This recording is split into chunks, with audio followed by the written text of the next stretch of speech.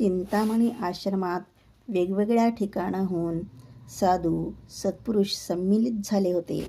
आश्रमाचे योगी एका उंच पीठावर बसले होते. बाकीचे सर्व लोक समोर बसले होते. सिद्धारूढ त्या लोकांमध्ये बसले. आश्रमाचे योगी सर्व मत अनुयायी, इथे आज तुम्ही सर्व संमिलित होण्याचा उद्देश काय?